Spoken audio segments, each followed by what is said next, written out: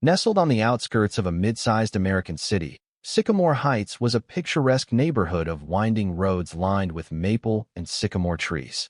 The houses sat on tidy lots, each lawn carefully cut to a particular length, each front porch adorned with matching light fixtures and identical mailboxes. A robust homeowners association, often simply called the HOA, oversaw these uniform details, ensuring the area maintained what they referred to as a harmonious aesthetic. While the exact definition of such harmony shifted according to the whims of its leaders, the results were always the same: rows of houses looking like mirror images of one another, with little leeway for personal touches. Among these neat homes stood an unassuming single-story ranch with beige siding and a small, wheelchair-accessible ramp that led to the front door. This house belonged to Ross Connors, a retired Army sergeant who had served in multiple deployments overseas. Injuries sustained in an IED explosion had left him partially disabled, relying on a leg brace and sometimes a wheelchair for mobility. Despite his physical challenges, he carried himself with a quiet dignity. In his younger days, Ross had been known for his competitive spirit, always volunteering for the toughest missions. Now, he expressed that same determination by making the most of everyday life, adapting to his physical limitations, maintaining a sense of humor, and cherishing small blessings like a stable roof and friendly faces around him. Ross had moved to Sycamore Heights for its tranquil environment. The curved sidewalks and well-kept lawns appealed to him initially. He hoped such order would provide a sense of calm after years of military turbulence. Although he'd heard rumors of a strict HOA, the neighborhood looked lovely at first glance. Months passed quietly. Ross formed casual acquaintances with a few neighbors who admired his service. All seemed well, until he decided to hang a large, patriotic flag on his second-story balcony to commemorate Memorial Day. In any other place, a veteran displaying his pride in the national banner would be welcomed, or at the very least politely acknowledged. But at Sycamore Heights, such personal expressions had to pass through the critical eye of the HOA, especially one individual whose vigilance went far beyond the norm. Her name was Beatrice Redding, though almost everyone referred to her as Karen, a nickname she'd picked up for her notoriously aggressive, self-righteous style of confrontation. Karen happened to be the HOA vice president, and she saw every deviation from the standard as an affront to her sense of order. Early one spring morning, Ross carefully climbed a short ladder and attached a 5-by-8-foot flag to his balcony railing. It draped partway down the front of his house, visible from the street in all its stars and stripes glory. For Ross, the size felt just right, a statement of deep gratitude for the country he'd served and loved. But for Karen, the moment she spotted that large, fluttering banner, it might as well have been a neon sign reading "Violation." In the days that followed, Ross went about his usual routine, taking short walks, chatting with friendly neighbors, and occasionally shopping for groceries. He enjoyed glimpses of the flag from a distance, feeling a stirring of pride whenever the wind caught it. Some passers-by paused to salute or wave, a gesture Ross deeply appreciated. Yet beneath that tranquil surface, a storm brewed. He was about to discover what it meant to spark the ire of an HOA official who believed nothing should overshadow her sense of neighborhood uniformity. Karen would soon unleash her unyielding brand of authority upon him, challenging not only his display of patriotism, but also the measure of the entire community's moral compass. Karen was a woman in her early 50s, her hair always styled in a crisp, shoulder-length bob, her attire perpetually neat in pastel blouses paired with pressed slacks. She walked with a brisk stride, clutching a leather-bound folder containing copies of HOA regulations. Whenever she spotted even a minor deviation from the rules, a lawn gnome in an unapproved color, a mailbox with a slight tilt, she documented the issue, wrote a formal notice, and dropped it into the offender's mailbox. Before marrying her second husband, and subsequently divorcing him, Karen had been a small-town code enforcer. She discovered a passion for rules and a knack for ensuring others followed them. After moving to Sycamore Heights, she felt as though she'd found her true calling on the HOA board. The other officers, including the president, were more moderate, focusing on broader goals like improving the community park or fixing sidewalks. Karen, however, scoured the bylaws for the smallest, most arcane passages, viewing them as tools to mold the neighborhood to her personal vision of pristine uniformity. "She's unstoppable," neighbors whispered among themselves, relating stories of how Karen measured their grass with a ruler, threatened fines over wind chimes, and even once confronted a teen for wearing excessively bright clothing while strolling the neighborhood. Most found her petty, but many feared her enough to comply, worried about losing access to community amenities or facing repeated harassment. Over time, her presence became a simmering tension in Sycamore Heights, an inescapable force people had learned to tiptoe around. When Ross's large flag appeared, Karen's immediate reaction was outrage. In her mind, the display was far too big. She considered it a visual disturbance, an eyesore that disrupted the uniform facade she prized. But she knew she had to tread somewhat carefully. Patriotism was a sensitive subject, especially involving a veteran. She decided on a more covert approach. She'd examine every bylaw, searching for a rule that might justify forcing Ross to remove or reduce the size of his flag. Her search turned up ambiguous references to exterior decorations and balcony displays. One clause stated that all exterior installations visible from the street must conform to the HOA's aesthetic guidelines and not exceed an area deemed suitable by the board. In Karen's mind, that was enough. The wording was vague, but she believed she could interpret it. She was the vice president, after all. If the rest of the board wavered, she would drive the decision forward single-handedly. After all, Sycamore Heights was about preservation of order. Letting one massive flag stand might invite a cascade of similar offensive items. And so, Karen bided her time. She drafted multiple letters on official HOA letterhead but didn't send them just yet, wanting to strategize the best possible approach. Perhaps Ross could be approached politely first, or perhaps she'd simply blindside him with a violation notice. Meanwhile, the sight of that billowing flag gnawed at her daily.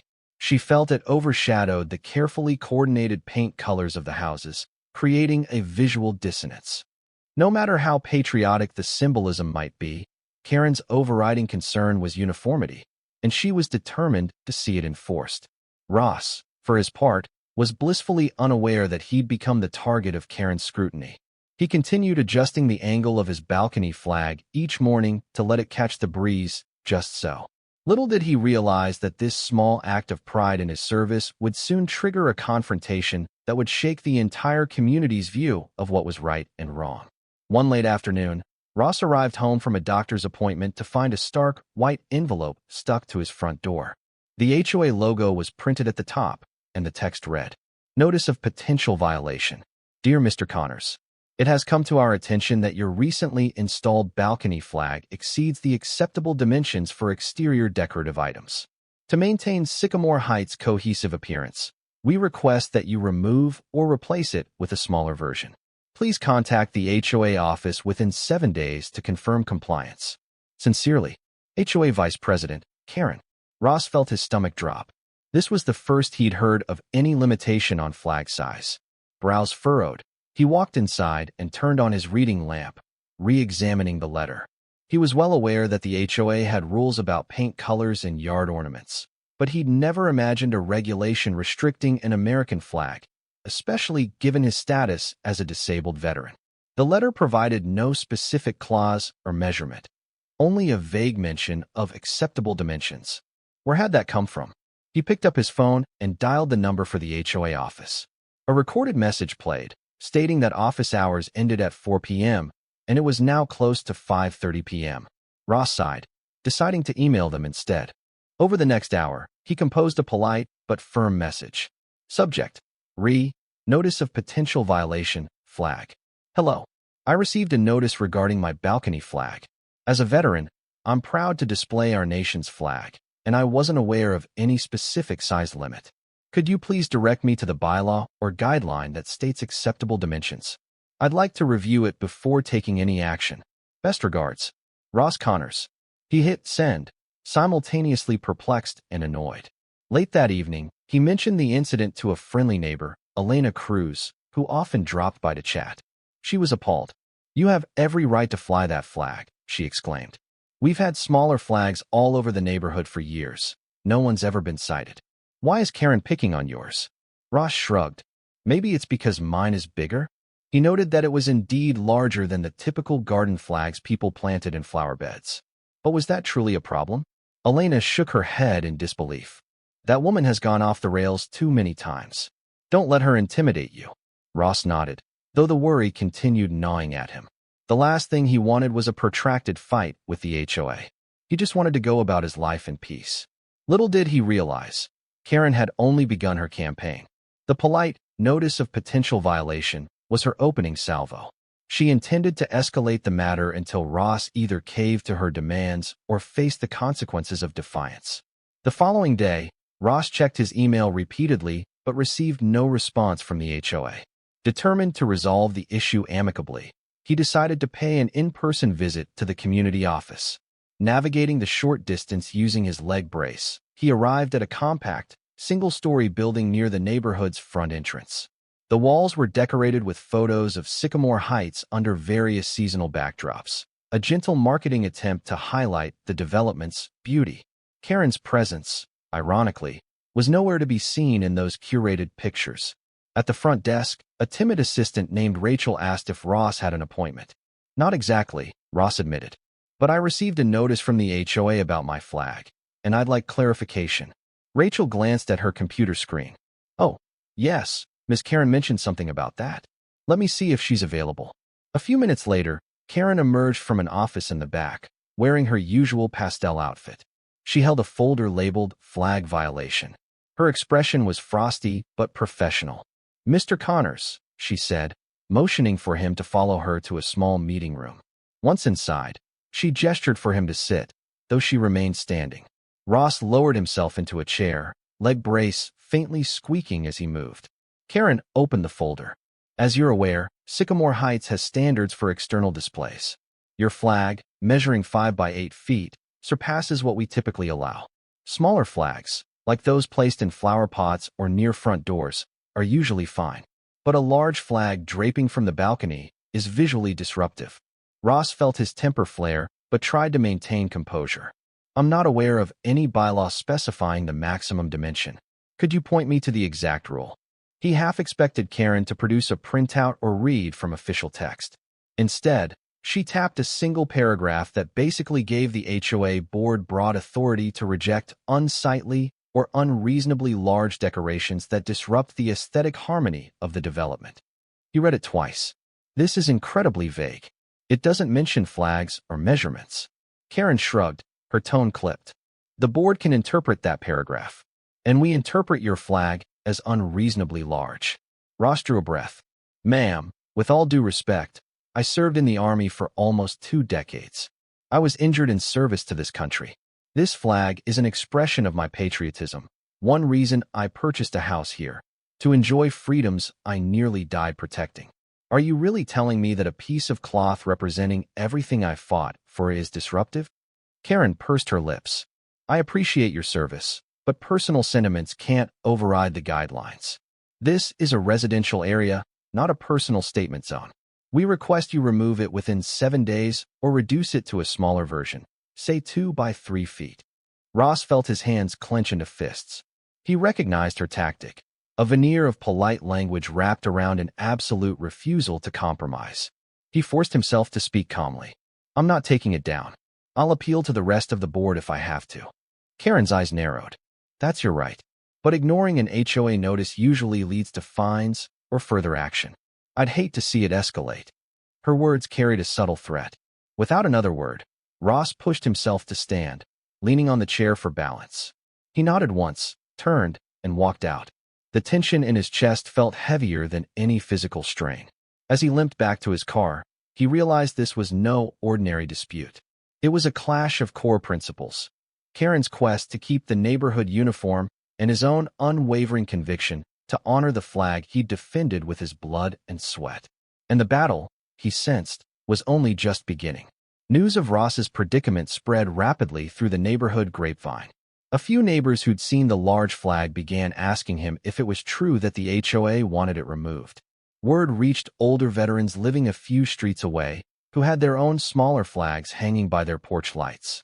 They expressed disbelief that Sycamore Heights would target a disabled veteran's patriotic display. Elena Cruz, Ross's close neighbor, became something of an informal spokesperson on his behalf.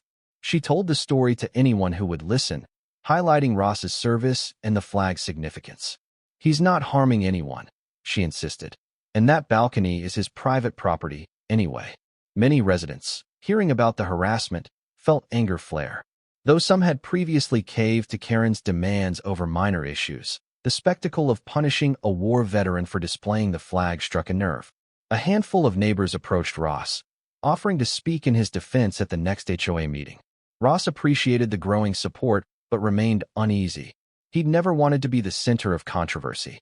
Born in a small town, he joined the army seeking camaraderie and a sense of purpose.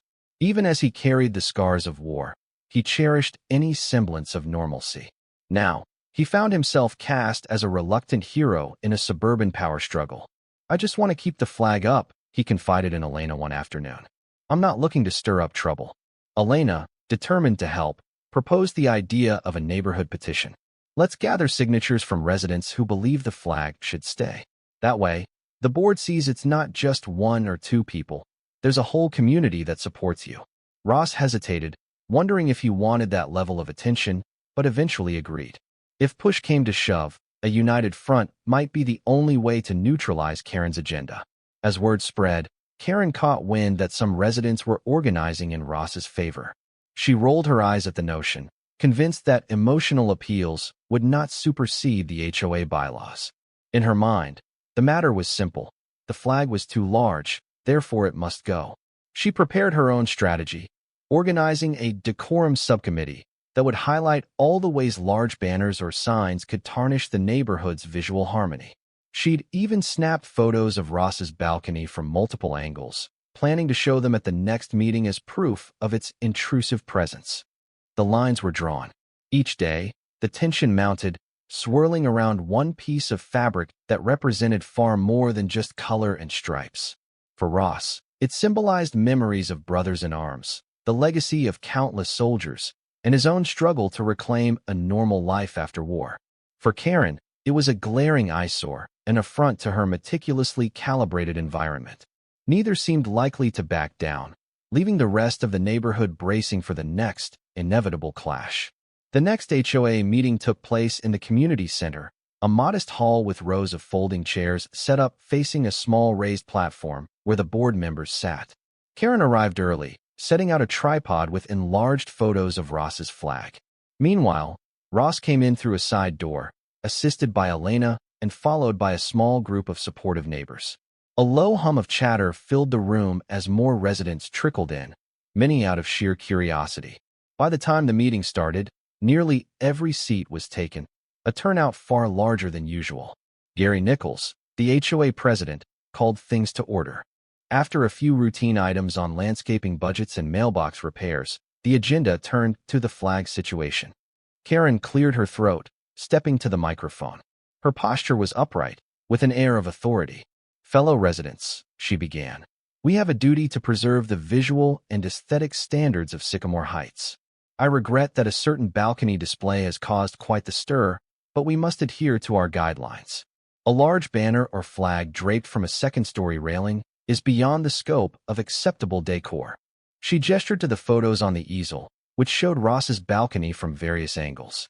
A faint murmur rippled through the crowd. A few people shifted uneasily, others scoffed. Karen pressed on. "It's not a question of patriotism. This is about uniformity. If we allow one excessively large item, it sets a precedent for all kinds of future eyesores, whether political banners, advertisements, or anything else." She paused, scanning the audience as though expecting applause. Instead, a clear, resonant voice spoke from the third row. "That excessively large item is the American flag, ma'am." An older gentleman, wearing a Vietnam veteran ball cap, stood up. "You might want to watch your phrasing." Karen's expression hardened. "Sir, I mean no disrespect to our nation's symbol, but the size and placement of the flag hamper the consistent look that we, as a community, have agreed upon." Ross, seated beside Elena, felt his heart pounding. He raised his hand, and Gary Nichols invited him to speak. Struggling to steady himself, Ross moved to the microphone. He began in a measured tone. "I appreciate the HOA's efforts to maintain a nice neighborhood, but I believe there should be room for personal expression, especially for something like an American flag. I served 18 years in the Army, including overseas tours. I was injured while defending the very freedoms we all enjoy. Flying this flag is my way of honoring not just my own service, but all those who made sacrifices." A wave of supportive murmurs and gentle applause arose. Elena patted Ross's shoulder, while Karen maintained a stony face. Ross continued, "I've read the bylaws. They don't specifically mention flags, nor do they define a maximum dimension for them. All I see are broad statements about aesthetic harmony. My question is, does our version of harmony exclude national pride? Do we really want to equate the stars and stripes to some random ornament?" A round of applause followed, louder this time. Karen stepped back to the microphone, clearly irritated by the crowd's reaction. "Emotions aside," she said tersely, "the board must consider all aspects. We can't allow personal sentiments to trump guidelines. If you must have a flag, perhaps a smaller version would suffice. A 5x8 banner is extreme." Voices rose in protest. A woman from the back shouted, "The only extreme thing here is punishing a disabled veteran for being patriotic." Another man added, "We support you, Ross." Gary Nichols, trying to restore order, tapped his gavel lightly, though his face showed a hint of sympathy for Ross. Eventually, the board decided they couldn't vote on immediate sanctions that night due to the contentious nature of the debate. They tabled Karen's motion for a future session. As the crowd dispersed, neighbors clustered around Ross, offering solidarity. The meeting had shifted public opinion strongly in his favor. Karen, meanwhile, quietly gathered her photos and notes, lips pressed in a thin line. In her eyes, the fight was far from over. She believed the rules were on her side, and if the board hesitated, she might resort to more drastic steps. Over the next week, Sycamore Heights found itself split into factions. Many neighbors displayed small flags in their yards or windows as a show of support for Ross. Some scrawled, "We love our vets," on homemade signs. A few even visited Ross's home, thanking him for his service and offering help if the HOA escalated tensions. Social media threads buzzed with outrage, fueling a sense that Karen had gone too far. Karen, however, had her own circle of backers, residents who agreed that large, conspicuous displays might lower property values or create an inconsistent look. A small but vocal group posted on the neighborhood forum, complaining that they didn't sign up to live next to a giant billboard, even if that billboard was a U.S. flag. Karen fed these sentiments by citing examples from other developments that restricted flags to smaller dimensions. Ross tried to keep a low profile, but each day brought new messages of encouragement or fresh rumors about Karen's next move.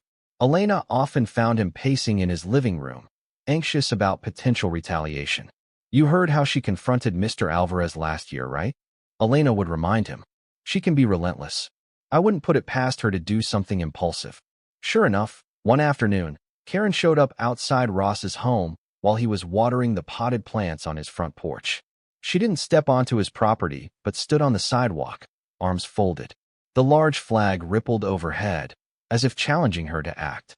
"Mr. Connors," she called, "the board is still deliberating, but you should know that every day you keep this violation in place, you risk fines." Ross set down the watering can. "No official vote has been made. I'm not paying any fine that's not legally backed by the HOA's own bylaws." Karen pursed her lips. "You'll regret ignoring our requests. This is your final warning. The board might be hesitant, but I'm prepared to file daily violation notices. Those fees add up." Ross felt a surge of anger. "Go ahead," he replied tersely, though inside he was shaken. He had a limited income, and the possibility of mounting fines worried him. Karen turned sharply on her heel and strode away without another word. Ross watched her figure recede down the sidewalk, the tension in his chest almost suffocating. For the first time, he realized this wasn't just about some abstract principle. Karen could hit him financially, draining the savings he relied on to pay for medical bills and upkeep. She had real power, and she showed no shame in using it. Yet even as the anxiety pressed down, Ross looked up at the flag he'd proudly raised. Memories of friends lost in battle, of training exercises under desert sun, of nights spent under foreign skies, all flooded back. In that moment, he knew he couldn't surrender. Giving in would feel like betraying those who never came home. If he had to fight again, this time on a suburban battlefield, then so be it. One sweltering day, just after noon, Ross decided to run a quick errand to the pharmacy, about a 10-minute drive away. He locked up, left the flag fluttering overhead, and set off in his car. Within an hour, he was back. As he turned onto his street, he noticed something strange about his house, specifically his balcony. The flag no longer hung from its usual spot. Instead, he saw only the empty railing and a ragged piece of torn cloth clinging to the side. Heart pounding, Ross parked hurriedly and half-limped, half ran to the front yard. Lying crumpled on the grass was his cherished flag, the corner torn, the bracket that had secured it seemingly yanked from the railing. Shock and anger surged through him. Who would do this? He stepped closer, noticing scuff marks on the wood of the balcony post, as if someone had forcibly pulled the mount free. The flagpole itself was bent in a bizarre angle. For a moment, Ross simply stared, a swirl of emotions churning inside him. Rage, violation, heartbreak. Then his soldier's instincts kicked in, scanning for any sign of the perpetrator. But the street was quiet, neighbors' windows closed in the midday heat. He knelt down, picking up the partially shredded flag. The edges were dirty, as though it had been slammed onto the ground. The sight made his stomach twist. Within minutes, Elena arrived home from a grocery trip and spotted Ross standing over the ruined flag. She rushed across the lawn. "Oh my God, Ross. What happened?" He shook his head, still in disbelief. "I don't know. It's gone. Someone tore it down." Elena's eyes brimmed with anger. "We have to call the police. This is vandalism." Ross nodded numbly, and she whipped out her phone, dialing 911. A patrol car arrived within half an hour, a young officer stepping out to take statements. He documented the damaged flag, the twisted bracket, and the torn piece still clinging to the balcony. He promised to file a report, though he admitted it might be hard to identify the culprit without direct evidence or witnesses. As the police car drove away, neighbors began gathering. Word spread quickly that Ross's flag had been ripped down. Some whispered the obvious suspicion, Karen. But no one had actually seen her on the property, and she was cunning enough not to leave proof if she'd done it. Could it have been one of her staunch supporters? Or a random act of cruelty? Elena consoled Ross, who stood holding the torn banner as if it were a wounded friend. "We'll figure this out," she assured him. "They can't do this and get away with it." Ross stared at the battered stripes, recalling the meticulous care he'd taken to hang it. The damage felt personal, an assault on everything he held dear. He resolved that very moment. This would not end in silence or submission. If the culprit believed this would scare him into removing the flag, they'd miscalculated badly. Outrage swept through Sycamore Heights when news of the torn-down flag spread. Residents bombarded the HOA's online forum with posts condemning the vandalism. Even those who had been on the fence about Ross's large display now sided with him, agreeing that violence against the flag, and by extension, a veteran, was far beyond acceptable. Some labeled the act un-American, while others used words like disgusting and despicable. A few neighbors banded together to help Ross fix the damage. One brought over a ladder and new hardware to reattach the bracket more securely to the balcony. Another offered a brand new 5x8 flag she'd purchased as a donation. Ross gratefully accepted, though part of him hesitated, fearing it might just become another target. Ultimately, he concluded that backing down would be letting the vandal, whoever it was, win. With help, he hoisted a fresh flag into place, this time ensuring the mount was reinforced by multiple screws. Karen, notably absent from the public outcry, posted a single statement on the forum, claiming she had no involvement in any vandalism, and that it's unfortunate a community dispute escalated to property damage. Some read her words with skepticism, suspecting her or her allies might be behind the act. Others, though lacking proof, read between the lines of her vaguely dismissive tone. Meanwhile, a new wave of solidarity took shape. Several neighbors began hanging small to medium-sized flags, not just near their doors, but also from windows, fences, and garden posts. It became a symbolic show of support, a gentle pushback against the notion that one large flag was too intrusive. Over a dozen American flags now dotted Sycamore Heights, creating a sense of collective pride.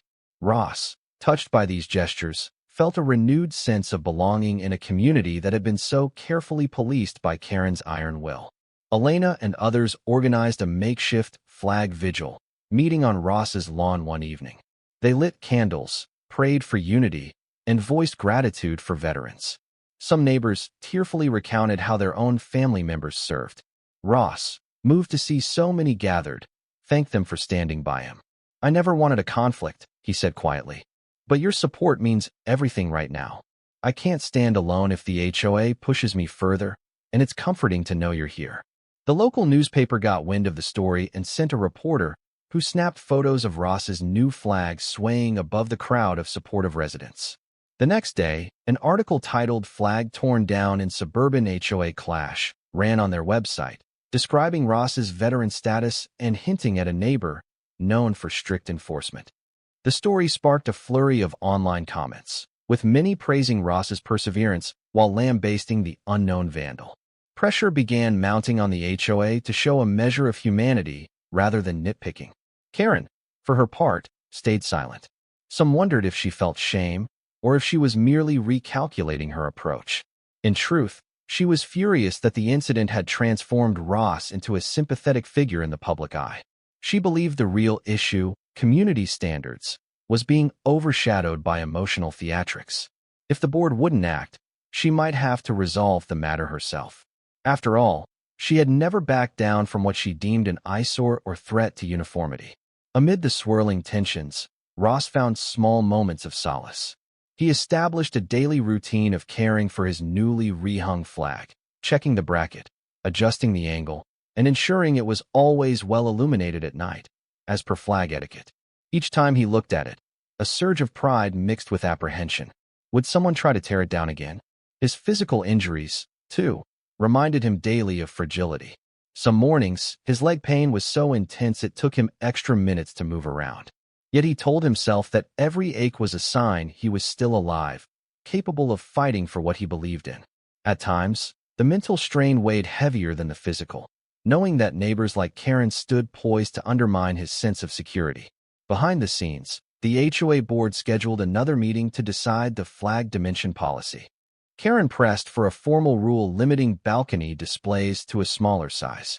Ross's supporters lobbied the board members individually, urging them not to penalize patriotism. The board, feeling public pressure, hinted they might allow an exception for flags. Karen fumed.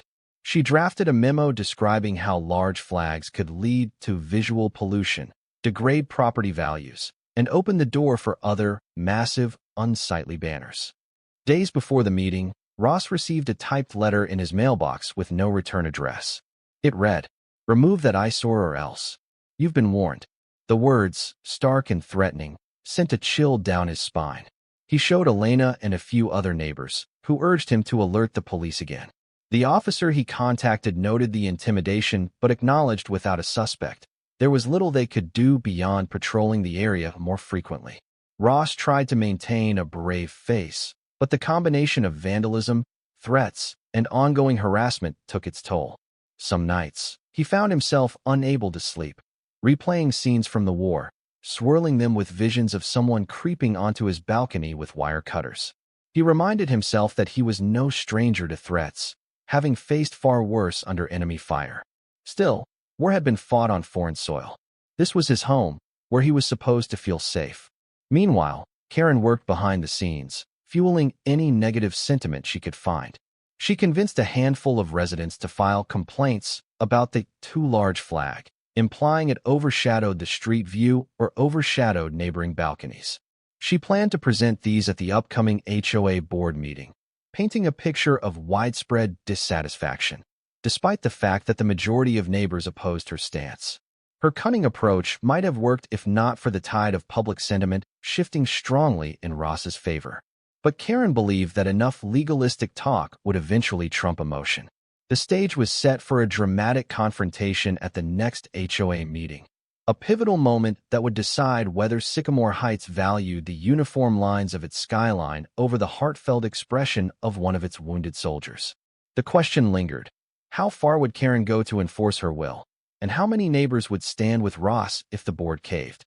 A crowd of about 50 residents packed the community hall on the night of the decisive HOA meeting. Many wore small flag pins or carried mini flags, a silent show of support for Ross.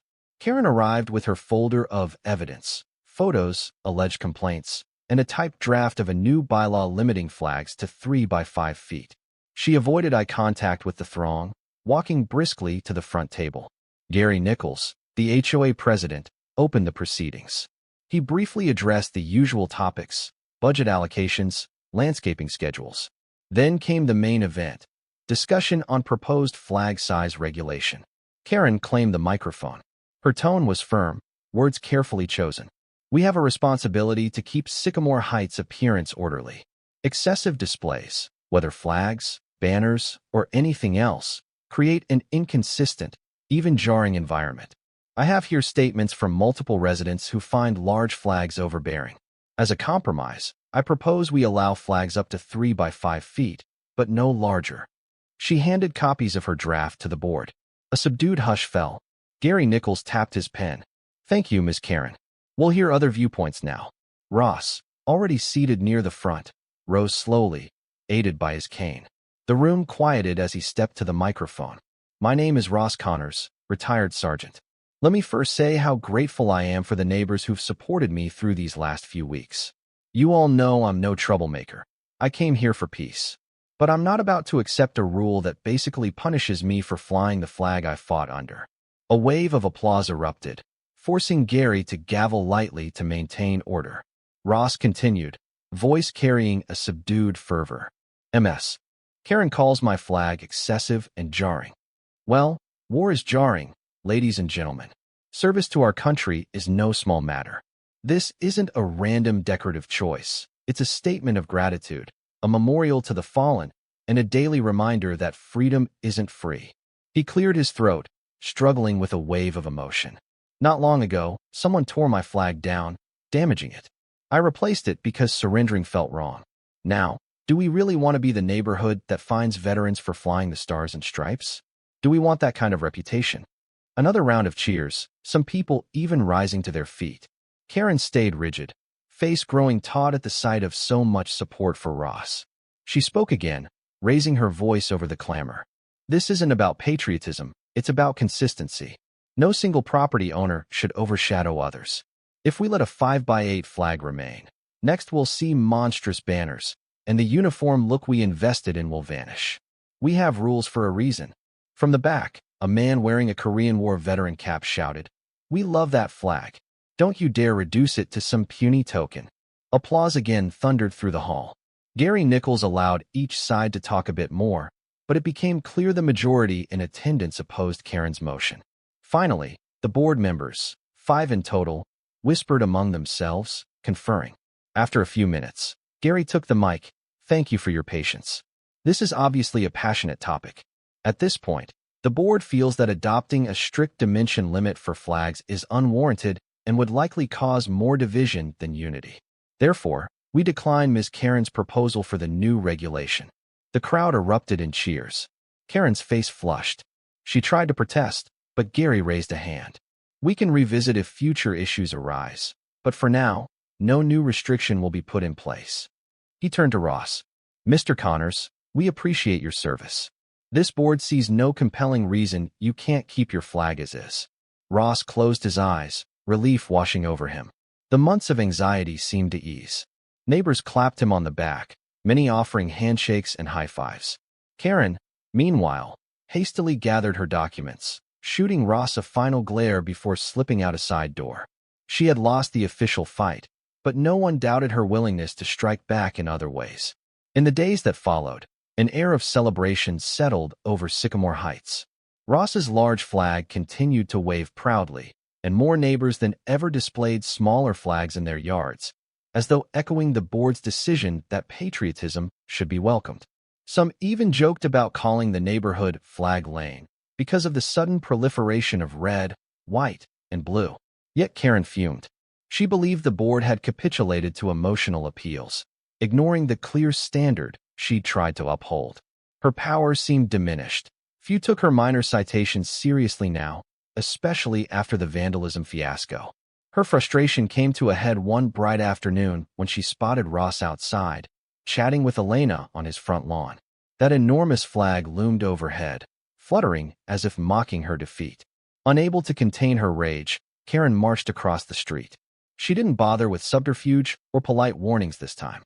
She stomped up Ross's driveway, barking, "This is not over." Startled, Elena stepped between them. "What do you want, Karen?" Karen pointed at the balcony. "That monstrosity, it's overshadowing the entire block. The board may be too spineless to do the right thing, but I'm not." Ross, leaning on his cane, squared his shoulders. "The board already ruled. Let it go."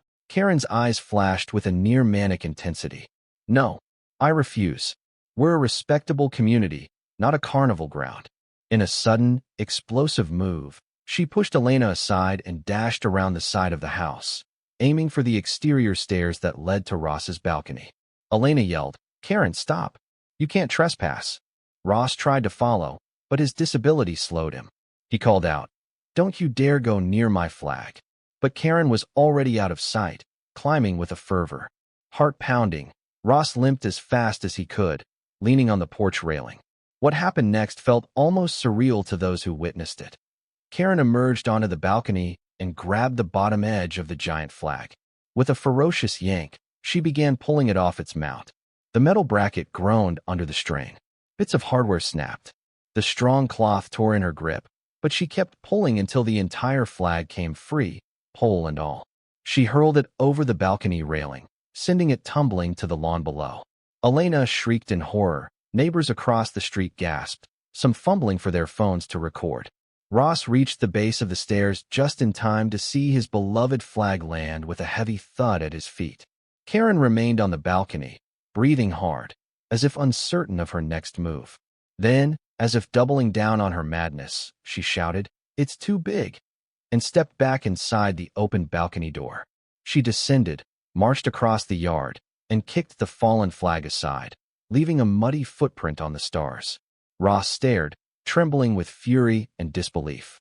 He bent to pick up the soiled banner, tears burning in his eyes. The crowd of bystanders erupted into outrage. Elena dialed 911, her voice shaking as she reported a trespassing and act of vandalism in progress. Karen, seeing that her intimidation had gone public, spun around, her face contorted with rage. "You people are all insane if you think I'm letting that abomination overshadow our community," she spat. By then, neighbors were filming, capturing the entire meltdown. Within minutes, the police arrived, a different officer this time, who calmly asked questions, took statements, and promptly led Karen away. She was placed in the back of the police car, screaming about property values and biased board members, while the stunned crowd watched. Some shook their heads in disbelief. Others wept at the raw disrespect she'd shown not just to Ross, but to the very flag so many held dear. It was the final straw. No carefully worded bylaw or feigned civility could mask Karen's malicious intent now. She had publicly ripped down the symbol that Ross had risked his life defending, trampling it on the ground. The entire community had witnessed the crossing of a line that could not be undone. In the aftermath of Karen's arrest for trespassing, vandalism, and potentially other charges, the dynamic in Sycamore Heights shifted dramatically. Gone was the climate of fear that had allowed Karen's petty rule to flourish. Residents who'd long felt intimidated began speaking openly about her past bullying, filing formal complaints with the board, and demanding accountability. Meanwhile, the video of Karen's meltdown spread on social media, garnering thousands of views. Commenters nationwide expressed outrage at seeing a disabled veteran's flag violently torn down. Some labeled Karen the worst HOA tyrant they'd seen. Public sympathy for Ross soared. Even local TV stations covered the incident, with one reporter interviewing Ross on his lawn. He spoke quietly, praising the community's support and stating he felt more determined than ever to display his patriotism. An unexpected outcome was the surge of flags that began cropping up around the neighborhood. It started when Elena, determined to replace Ross's soiled banner, used a portion of donated funds to buy not just one, but a half-dozen high-quality flags. She distributed them to neighbors who wanted to display solidarity. Then others followed suit, some planting multiple smaller flags along their driveways. The entire block took on a vibrant red, white, and blue hue, turning what had been a single visual disturbance into a collective celebration. Ross, still dealing with the emotional fallout, was deeply moved by the outpouring. He decided to rehang his original large flag, now patched up from Karen's assault, alongside a fresh new one. He placed them side by side on a sturdy new mount, ensuring they caught the breeze from both ends. If they wanted to ban one, they'll have to deal with two, he joked, though tears glistened in his eyes. The neighbors cheered when they saw both flags unfurled, a triumphant symbol that no single bully could destroy their sense of pride. The HOA board, now under pressure to restore order and salvage the neighborhood's reputation, voted unanimously to adopt a clear statement. No limitation shall be imposed on the size of patriotic flags displayed by residents, provided they are mounted safely and respectfully. Gary Nichols personally apologized to Ross for the stress, praising him for maintaining composure under aggression. Ross accepted the apology graciously, emphasizing he bore no grudge against the HOA, only against those who used it as a weapon for hate or control. With Karen no longer lurking around, the atmosphere lifted. People chatted more openly in the streets, forging new friendships. Some credited Ross for bringing the neighborhood closer than ever. Others said Karen's meltdown had inadvertently awakened them to the need for a kinder, more inclusive environment. Paradoxically, her attempt to rid the community of a single, oversized flag resulted in a sea of flags, more visible than anything Sycamore Heights had seen before. In the weeks that followed, Karen faced legal proceedings for trespassing, vandalism, and assault on property. Her position on the HOA board was stripped, and she eventually put her house on the market, unable to face the scorn of neighbors who once cowered under her watchful gaze. She left Sycamore Heights under a cloud of disgrace, leaving behind a cautionary tale of how rigid obsession can turn malignant. Ross, meanwhile, focused on healing, both physically and emotionally. He upgraded his house's accessibility, ensuring he could move freely. He found himself busier than ever. Local veterans groups invited him to speak, and neighbors asked him to attend barbecues or small gatherings. Though he was a modest man, reluctant to assume any spotlight, he realized that his personal stand had evolved into something bigger. It wasn't just about a piece of cloth on a balcony, but a statement of unity and respect that had revitalized a once unfriendly HOA culture. The board, touched by the communal shift, decided to dedicate a section of the community's central courtyard to honoring veterans. They erected a tasteful plaque reading, "In tribute to those who serve, may our flags always wave in freedom," and around it, multiple flags of standard, smaller size formed a ring. On warm weekends, neighbors gathered at that courtyard to share stories or help maintain flower beds shaped like stars. Ross often participated, thankful for an acknowledgement of something that once had been dismissed as a mere visual disturbance. Looking out from his balcony on a breezy afternoon, Ross saw a courtyard adorned with flags of varying sizes. He spotted children happily playing, no longer restricted by the stifling fear of petty citations. He saw neighbors chatting openly, forging bonds that overcame the old paranoia of Karen might see.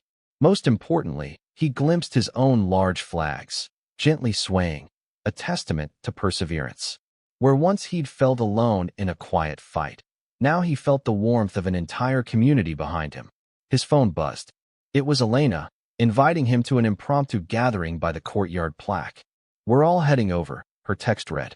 "Bring your cane, bring your stories, and bring that unstoppable spirit." Ross smiled. He grabbed his cap, embroidered with the insignia from his army unit, and made his way outside, leg brace clicking softly. As he locked the door behind him, he glanced up at the twin banners overhead, feeling a surge of gratitude. They were, at last, secure.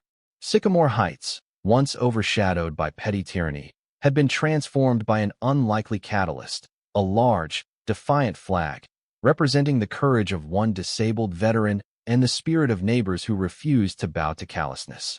In the end, Karen's attempt to ban that display had backfired spectacularly, spawning a legacy of unity, respect, and vibrant patriotism, forever etched into the heart of the community.